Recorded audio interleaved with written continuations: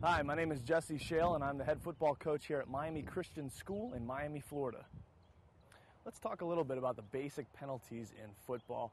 And there's a lot of penalties that we could talk about, but we're just going to hit on some of the major ones. And it all begins on the line of scrimmage. If you are inside the line of scrimmage, if you're in that area, that neutral zone where you're not supposed to be, that is an offsides call. And that can go on offense or defense. It's a 5-yard penalty, and depending on the yardage, might result in a first down. Offensively, there's something called a false start. Anybody who's on the offensive line cannot make a forward movement. In that fact, either running backs or wide receivers as well cannot make forward movement, forward gestures, unless the ball has been snapped. If not, it's a false start, 5-yard penalty.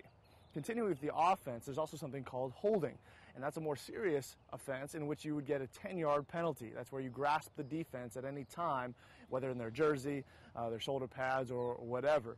In that case, it's a 10-yard penalty, and pretty much the basic rule is on offense, you cannot hold anybody on the defensive side of the ball. One of the penalties you may not be aware of is offensive pass interference. A lot of people know about defense, but not a lot of people know about the offensive side.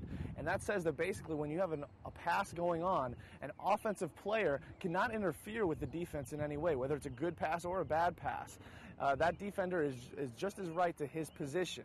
So if the offensive player does interfere with the defender, that's going to result in a 10-yard penalty.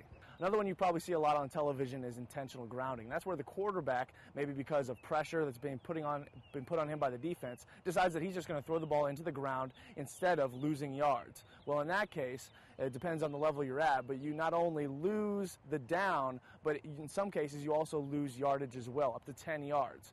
So some serious infractions to kind of deter getting out of things in an easy, quick way, but that's intentional grounding. Moving to the defensive side of the ball, we've already talked about offsides, and that's where they either line up in the line of scrimmage, or if you jump across the line of scrimmage, or you cause an offensive player to move. Those are all considered either offsides or encroachment. That'll give you a 5-yard penalty.